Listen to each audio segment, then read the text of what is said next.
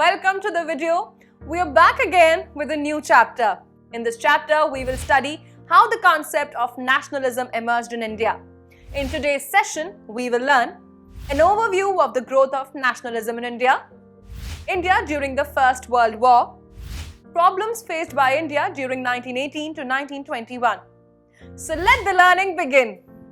You must have heard stories from your grandparents or parents about India before independence. We all know that 15th August is celebrated as Independence Day in India. But it was not easy for India to get independence from the mighty British Empire.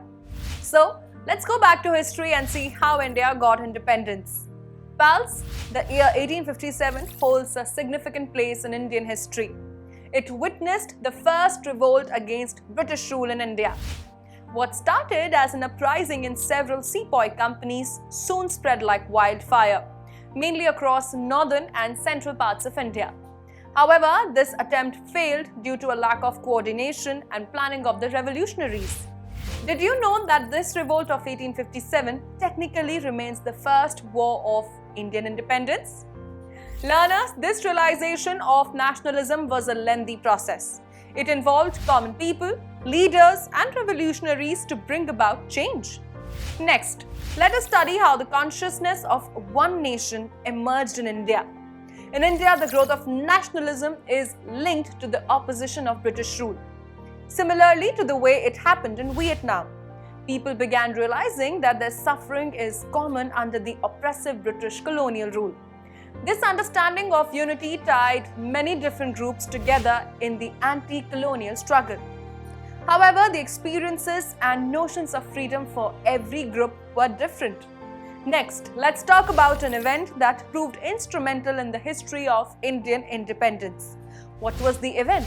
It was the First World War. It is not that before the World War, Indians had no struggle for their independence against the British, but World War fueled the long-drawn spark which was there in the hearts of common people due to the oppressive British rule.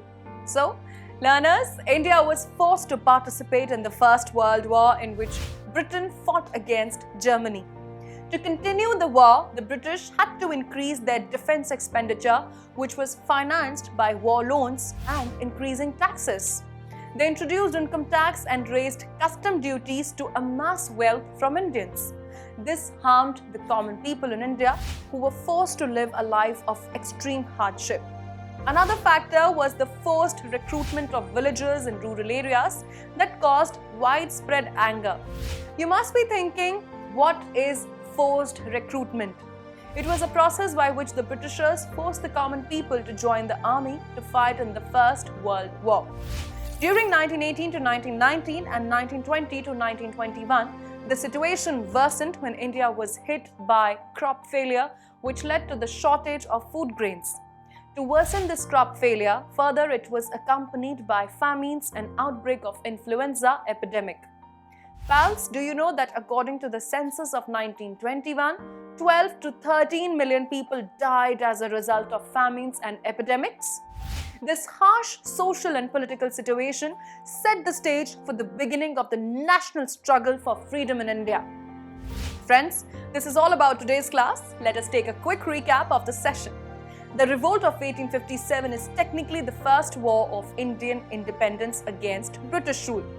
The realization of nationalism was a lengthy process connected to the opposition of the colonial rule, which united different groups together in India. India was forced to participate in the First World War by British, which proved instrumental in the history of Indian freedom struggle. During 1918 to 1919 and 1920 to 21, India was badly hit by famines and influenza epidemics. In the next session, we will learn about the idea of Satyagraha. Till then, keep learning and stay tuned with us.